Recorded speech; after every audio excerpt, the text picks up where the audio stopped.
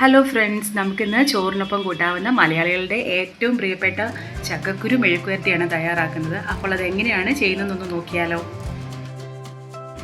ചക്കക്കുരു മെഴുക്കുവരട്ടിക്ക് വേണ്ടിയിട്ട് ചക്കക്കുരു വൃത്തിയാക്കി ഇങ്ങനെ 4 കീറിയെടുത്തിട്ടുണ്ട്. അതൊരു പ്രഷർ കുക്കറിലേക്ക് മാറ്റി കൊടുക്കാം. ഇനി ഇതിലേക്ക് ഉപ്പാണ് ചേർത്ത് കൊടുക്കുന്നത്. ആവശ്യത്തിനുള്ള ഉപ്പ് ചേർത്തതിന് ശേഷം നമുക്കിതിലേക്ക് ഒരു 1/4 കപ്പ് അളവിൽ വെള്ളം ചേർത്ത് കൊടുക്കാം. മെഴുക്കുവരട്ടി ആയതുകൊണ്ട് അധികം വെള്ളം വേണ്ട, അതുകൊണ്ട് ഒരു 1/4 കപ്പ് അളവിലാണ് വെള്ളം ചേർക്കുന്നത്.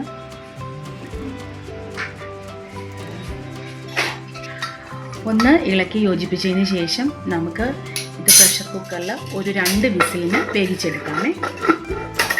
ഇനി നമുക്ക് മെഴുക്കുവരട്ടിക്കായിട്ട് ഒരു 5 വറ്റൽമുളക് ഞാൻ ഇടികല്ലിലേക്ക് എടുത്തിട്ടുണ്ട്.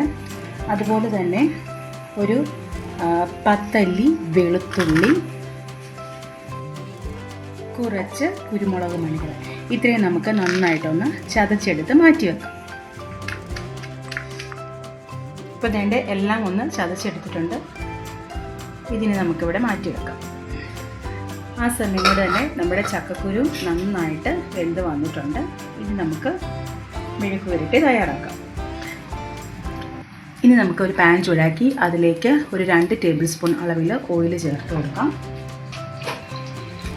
ചൂടായ ഓയിലിലേക്ക് ഒരു 1/2 ടേബിൾ സ്പൂൺ കടുകിട്ട് കൊടുക്കാം.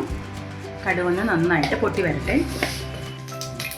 കടുക് പൊട്ടിയതിന് ശേഷം നമുക്ക് ചതച്ച് വെച്ചിരുന്ന മുളകും വെളുത്തുള്ളിയും കുരുമുളകും ചേർത്ത് കൊടുക്കാം.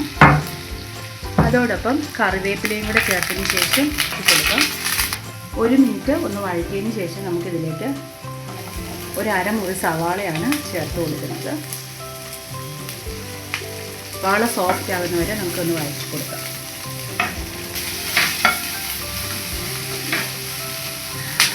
ഒന്ന് 2 മിനിറ്റ് വഴറ്റുമ്പോഴത്തേനും ഈ സവാളയൊക്കെ നല്ല സോഫ്റ്റായിട്ട് വന്നിട്ടുണ്ട്. ഇനി ഈ സമയം നമുക്കിതിലേക്ക് ഒരു 1/2 ടീസ്പൂൺ അളവിൽ മഞ്ഞൾ പൊടിയാണ് ചേർത്ത് കൊടുക്കേണ്ടത്.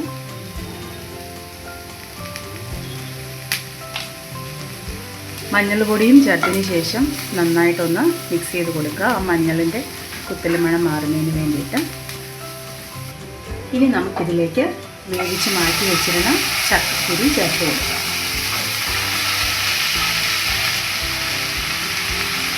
നന്നായിട്ടൊന്ന് ഇളക്കി യോജിപ്പിക്കാം. ചക്കക്കുരുവിലെ ജലാംശമൊക്കെ ഒന്ന് നന്നായിട്ട് വറ്റി വരട്ടെ.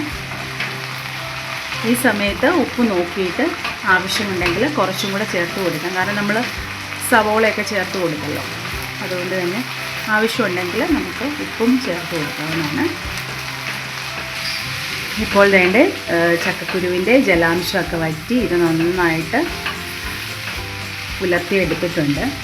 അപ്പം ചോറിനൊപ്പം കൂട്ടാവുന്ന വളരെ ടേസ്റ്റി ആയിട്ടുള്ള എല്ലാവർക്കും ഇഷ്ടമുള്ള ഒരു ചക്കക്കുരു മെഴുക്കുവരട്ടിയാണിത്. അപ്പോൾ നമുക്ക് ഇനി ഇതിൻ്റെ ഫ്ലെയിം ഓഫ് ചെയ്യാം.